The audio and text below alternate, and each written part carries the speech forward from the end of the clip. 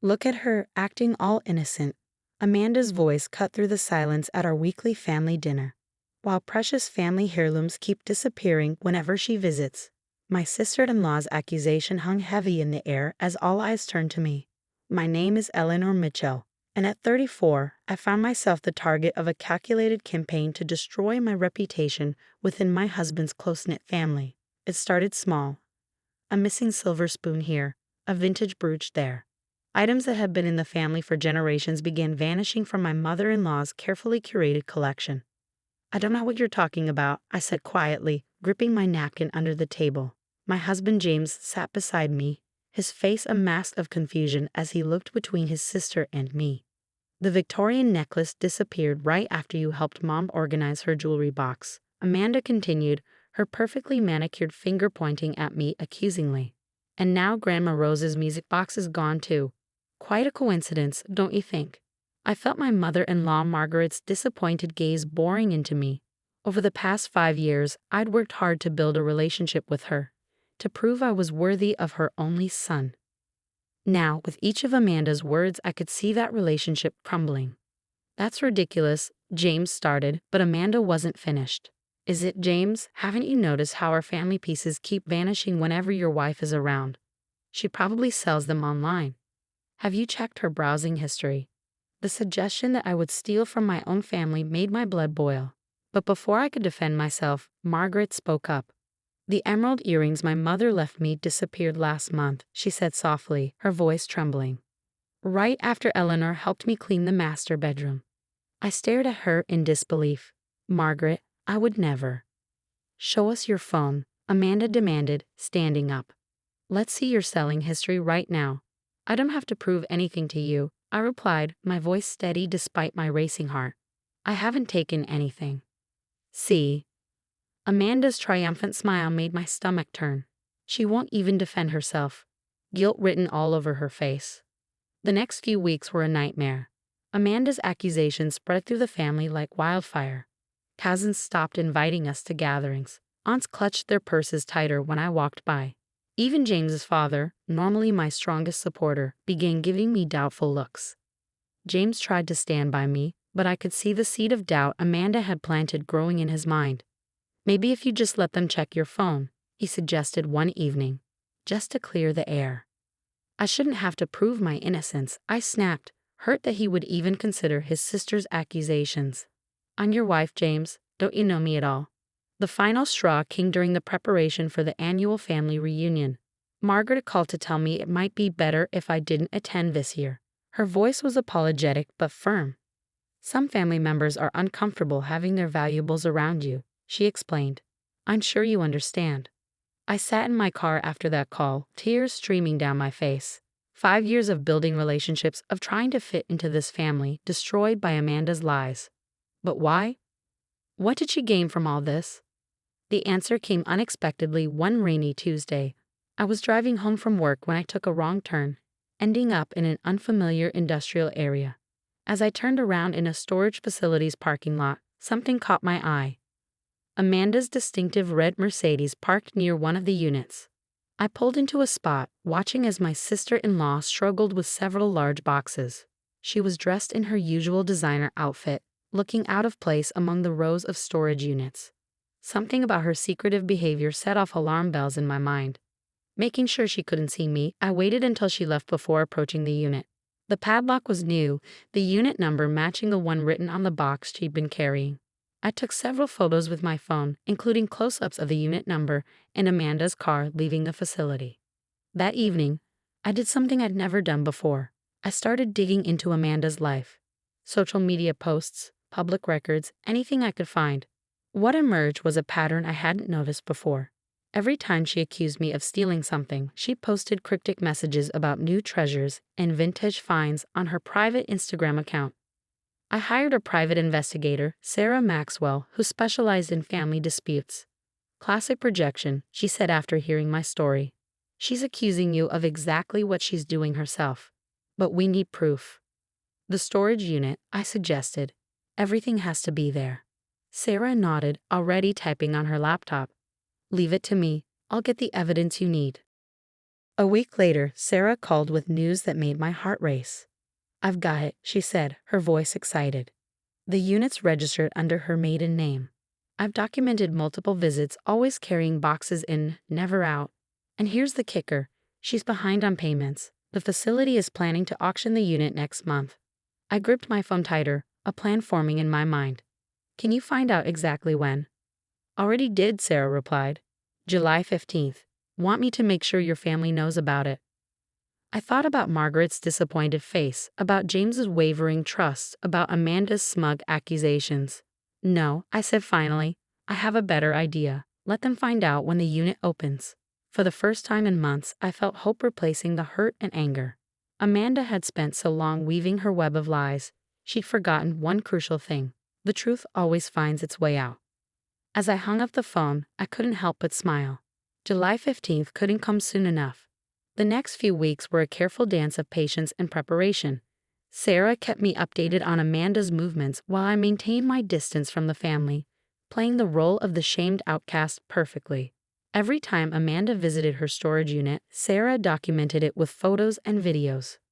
During one of our coffee meetings, Sarah showed me something interesting. "Look at this," she said, sliding her tablet across the table. I ran a background check on Amanda's finances. She's been making regular payments to multiple storage facilities across the city. My eyebrows shot up as I scrolled through the documents. 5 different units? Why would she need so many? My guess? Sarah leaned forward, lowering her voice. "She's not just stealing from your family. This could be a pattern going back years." The revelation hit me like a thunderbolt. I remembered holiday gatherings at friends' homes where Amanda had helped organize, only to hear later about missing items. Even her ex-husband's family had mentioned disappearing heirlooms after their divorce. "She's a collector," I breathed, finally understanding. "She's not selling anything. She's keeping it all." Sarah nodded grimly. "It's more common than you'd think. Some people become obsessed with possessing family heirlooms, especially if they feel entitled to them." A memory surfaced. Amanda's face when Margaret had shown me her mother's jewelry collection for the first time. The barely concealed rage when Margaret mentioned leaving certain pieces to me in her will. She can't stand that I might inherit anything, I realized. This whole thing isn't just about stealing. It's about making sure I'm cut out of the family entirely. As July approached, I noticed Amanda becoming increasingly agitated. She started making mistakes. Twice, Sarah caught her attempting to move items between storage units late at night. Once, she left a storage receipt in Margaret's house, though she quickly retrieved it before anyone else saw. The family, meanwhile, remained firmly under her spell. Margaret had stopped calling altogether. James's father avoided eye contact at chance meetings in town. Even James seemed distant, spending more time at work and less time at home. One evening, I found him staring at old family photos. "I just don't understand," he muttered, more to himself than to me. "You've always loved my family, treasured their history. Why would you do this?" I wanted to tell him everything, to show him Sarah's evidence, but I knew he needed to see the truth for himself. Instead, I simply said, "Sometimes things aren't what they seem," and left him to his thoughts. 2 weeks before the auction, Amanda made her biggest mistake. She hosted a family dinner, proudly showing off what she claimed was a recent antique store find, a distinctive Art Nouveau vase. I recognized it immediately as one of the pieces Margaret had reported missing months ago. I casually took a photo of it, pretending to admire its design. Later that night, I forwarded the picture to Sarah, who added it to our growing file of evidence. "She's getting cocky," Sarah observed. "She probably thinks she's won, that no one will ever connect the dots." The week of the auction, I carefully set my plan in motion. I had Sarah accidentally let slip to one of Margaret's bridge club friends about the storage auction. As expected, the gossip spread quickly through the family grapevine. Amanda's panic was immediate and visible. She showed up at our house unannounced, more disheveled than I'd ever seen her. "You know something," she accused, her perfectly maintained facade cracking. "What have you done?" I met her gaze calmly. "I haven't done anything, Amanda. Isn't that what you've been telling everyone?" She left in a fury, her tires screeching on our driveway. Within hours, my phone was buzzing with messages from family members. Amanda had apparently gone on a rampage, accusing me of setting her up, of plotting against her. Her hysteria only served to make people curious about what could be in that storage unit. The day before the auction, James finally broke his silence. "What's really going on, Eleanor?" he asked, his voice tired. "Amanda's acting strange. Everyone's whispering about some storage unit and you're just calm." I took his hand, squeezing it gently. "Come to the auction tomorrow," I said softly. "See for yourself."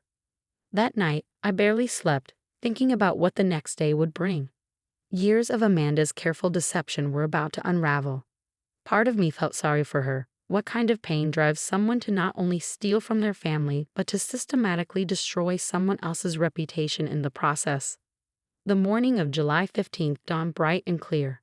Sarah called early to report that Amanda had been at the storage facility since dawn, trying to convince the manager to let her pay the overdue balance. Unfortunately for her, the auction had already been legally advertised and couldn't be canceled. I arrived early, parking where I could see the unit but remain relatively unnoticed. One by one, family members began to arrive. Margaret and her husband came first, then various aunts and uncles. James arrived alone, standing apart from the others, his face tense with anticipation. Amanda showed up last, her designer clothes wrinkled, her hair uncombed. When she saw the gathered family, she froze, her face draining of color. "What are you all doing here?" she demanded, her voice shrill. "This is private property." "Not anymore," the facility manager announced, stepping forward with his keys.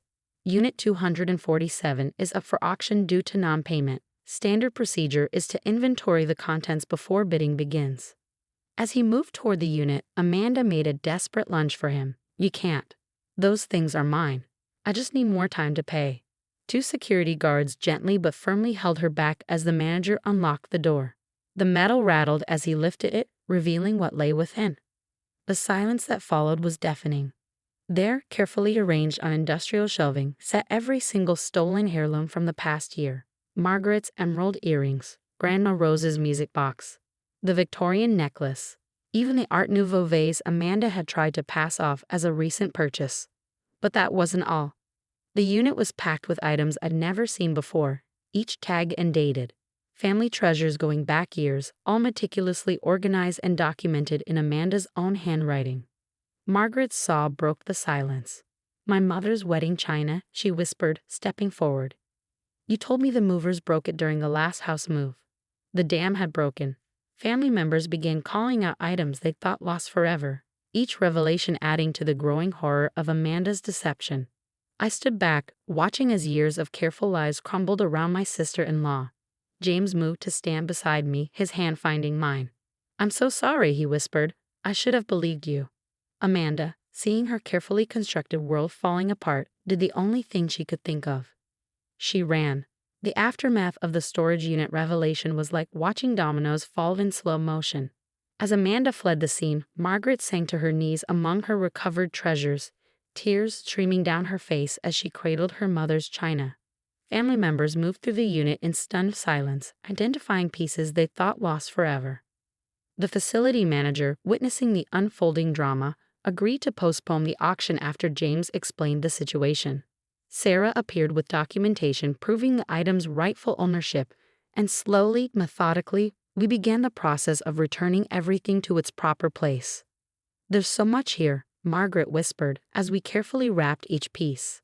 "Not just our things, but items I don't recognize." She held up an antique silver frame. "This belongs to the Hendersons. They were our neighbors 5 years ago."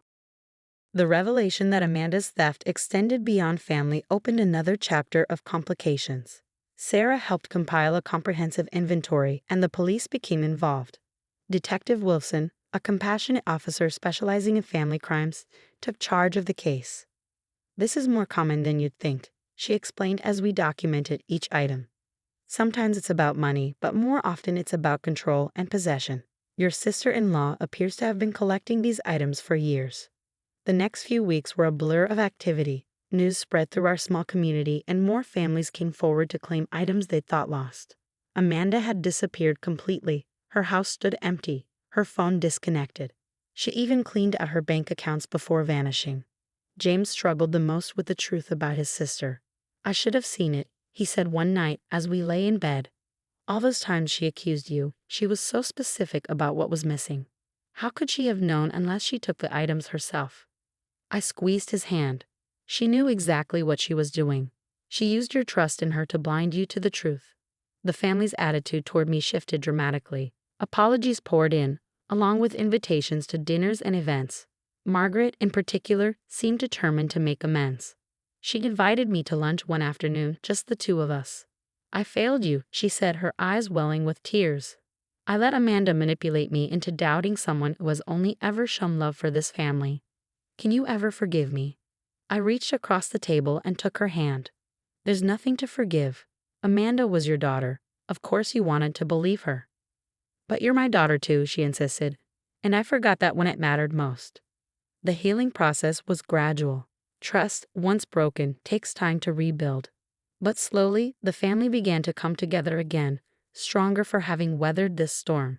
The empty chair at family dinners where Amanda used to sit served as a quiet reminder of how easily deception can tear apart relationships. 3 months after the storage unit discovery, we received news from Detective Wilson. Amanda had been located in Arizona, living under an assumed name. She'd been caught trying to talk her way into an elderly couple's home, claiming to be their long-lost granddaughter. The family had to decide whether to press charges. It was Margaret who made the final decision. She needs help, she said firmly, not just punishment. This isn't normal behavior. The court agreed. Amanda was charged but offered a plea deal that included mandatory psychiatric treatment. The evaluation revealed what some had suspected. She suffered from a severe mental disorder that manifested in compulsive collecting and manipulation. When I finally saw her again in the courthouse, she looked smaller somehow. The designer clothes and perfect makeup were gone, replaced by a simple outfit and tired eyes. I'm sorry, she said quietly, not quite meeting my gaze. I convinced myself you were the enemy, that you were trying to take my place in the family. It made stealing seem justified. I nodded, not quite ready to forgive but understanding better now. I hope you get the help you need, Amanda. The resolution wasn't as neat as in fairy tales. Amanda began treatment, but rebuilding trust would take years, if it ever happened at all. The family learned to be more open with each other, to question assumptions and communicate better. Margaret insisted on making changes to her will, establishing a clear system for family heirlooms to prevent future conflicts. She also started a tradition of monthly family meetings where concerns could be aired openly. 1 year after the storage unit revelation, we gathered for Thanksgiving. The dining room gleamed with recovered silver and china, each piece carrying a story of loss and recovery. As I helped Margaret set the table, she paused, holding Grandma Rose's gravy boat. You know, she said thoughtfully, sometimes good things come from bad situations. This whole ordeal taught me what really matters. It's not the things we inherit that make us family. It's how we treat each other. I smiled, remembering the dark days when I felt so alone. We're stronger now, I agreed, more honest with each other. James came up behind us, wrapping an arm around my waist. And more appreciative of what we have, he added, kissing my cheek. Amanda's empty chair remained at the table, but now it represented hope rather than loss. Hope that with help and time, even the deepest wounds could heal. Later that evening, as the family lingered over dessert, sharing stories and laughter, I caught Margaret watching me with tears in her eyes. What's wrong? I asked softly. She shook her head, smiling through her tears. Nothing's wrong. I was just thinking about how close we came to losing you because we couldn't see the truth. Promise me something, Eleanor. Anything. Never let anyone make you doubt your place in this family again. You're not just my son's wife. You're my daughter, and you always will be. I hugged her tightly, feeling the last pieces of hurt melt away. The storage unit revelation had done more than just expose Amanda's deception. It had shown us all the true meaning of family. As I looked around the table at these people who had doubted me and then fought to make amends, I realized that sometimes the happy ending isn't about everything being perfect. Sometimes it's about learning to love more wisely, trust more carefully, and forgive more freely. Amanda's storage unit had hidden more than just stolen heirlooms. It had concealed lessons about family, trust, and redemption that none of us would ever forget. The next morning, as I helped Margaret carefully pack away the holiday china, she handed me a small box. Inside was her mother's emerald ring, one of the pieces we'd recovered from the storage unit. This belongs to you now, she said firmly. Not because you proved yourself. You never should have had to do that. but because you showed us all what real family loyalty looks like. I slipped the ring onto my finger, a perfect fit. Like our family, not without flaws, but precious all the same.